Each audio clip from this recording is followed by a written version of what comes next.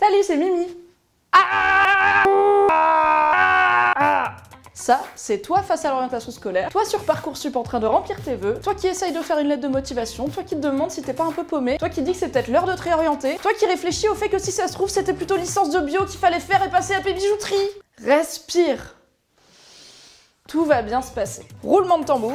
Voici comment arrêter de stresser face à l'orientation scolaire. Cas de figure numéro 1. Tu es encore au lycée, voire au collège, et tu paniques parce qu'on te demande de choisir maintenant ce que tu voudras commencer à faire dans 10 ans et continuer à faire pendant peut-être toute ta vie. Moi, à 15 ans, je voulais être réalisatrice, scénariste, bosser dans la pub, faire de la radio, puis être graphiste. Et TMTC que je ne suis rien de tout ça. Sauf que je fais des podcasts, et c'est presque de la radio, mais en mieux. Abonne-toi.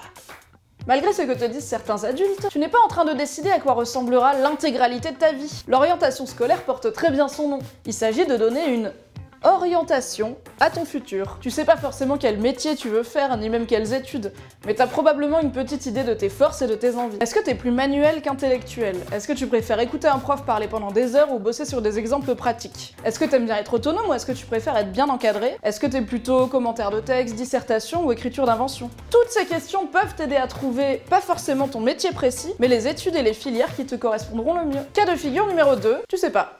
Littéralement. Tu sais pas, t'as pas d'idée, t'es paumé, voilà, y a rien, nada, non, pas de plan. Peut-être que t'es au lycée, peut-être que t'es déjà dans des études qui te plaisent pas trop, mais le résultat est le même. Tu ne sais pas quoi faire. Ensuite, la bonne nouvelle, c'est pas grave. Tu as le droit de ne pas savoir, tu as le droit de ne pas être sûr, et tu as le droit de prendre ton temps. On voit souvent la vie comme un truc linéaire, un genre d'immense tapis roulant qui ne s'arrête pas, qui continue à avancer et sur lequel tu dois toujours rester en mouvement. Mais t'as le droit de faire des pauses, tu sais. Tu peux décider par exemple de prendre une année de pause, une année rien que pour toi, que ça soit juste après le bac ou pendant tes études. Tu t'interromps pendant quelques mois et tu peux bosser pour gagner de l'argent, faire un service civique pour apprendre des choses, suivre une formation ou te perfectionner de ton côté dans un domaine. Ça peut faire peur de s'arrêter alors que tout le monde semble continuer à avancer. Mais l'essentiel c'est que chacun aille à son rythme. T'as le droit de t'accorder du temps pour décider quelle voie t'attire le plus, même si ton conseiller d'orientation te l'a peut-être pas dit. En parlant de conseiller d'orientation d'ailleurs, tu sais qu'il a pas la science infuse? Il peut pas connaître toutes les filières du monde, même les plus petites, et être au courant de toutes les options et de tous les débouchés qui existent. C'est impossible en fait.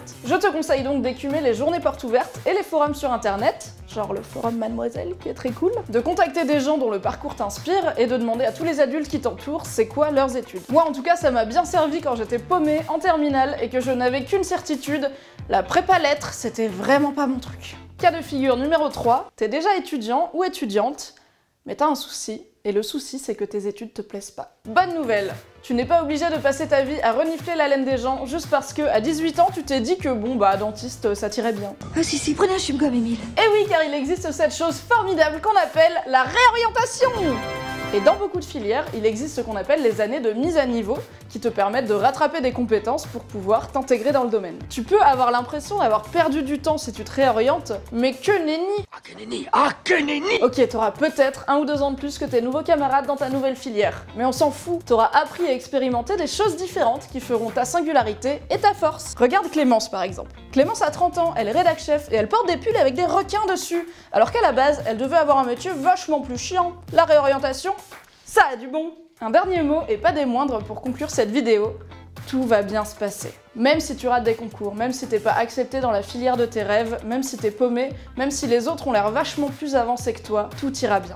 Le but de la vie, c'est pas d'arriver premier, c'est d'arriver à être heureux. Et ça, tu sais, on l'apprend pas à la fac. Alors force et courage, ça va bien se passer. Et voilà, j'espère que cette vidéo t'aura aidé à te détendre au sujet de l'orientation scolaire. Et si tu veux en savoir plus, dans la description, il y a tous les articles de Mademoiselle sur le sujet. Si ça t'a plu, tu connais la routine, lâche un pouce bleu, abonne-toi et dis-moi dans les commentaires ce que tu veux faire quand tu seras grande. Et comme disait l'immense scientifique Stephen Hawking, aussi difficile que la vie puisse paraître, il y a toujours quelque chose que tu peux faire et dans lequel tu peux être doué. Je te donne rendez-vous dans 2 semaines pour une nouvelle vidéo sur la chaîne de Mademoiselle à 18 h.